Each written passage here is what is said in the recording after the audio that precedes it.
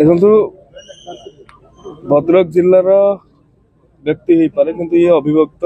बालेश्वर जिलार अंचल तेणु बालेश्वर सहित आमर संपर्क अंगांगी भाव जड़ित एवं ये साहित्य संस्कृति कला परंपरा संपन्न माटी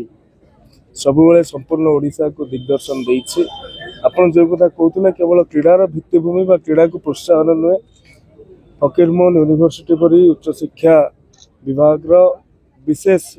गुरुत्व बहन करुवा प्रतिष्ठान ये अच्छी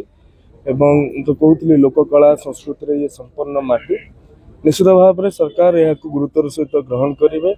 एवं आगामी दिन में यार स्वतंत्र स्वरूप मान्यवर विधायक एवं अन्य विधायक मान बालेश्वर रहिले मान्यवर सांसद रहिले समस्त मत नि कार्य करा।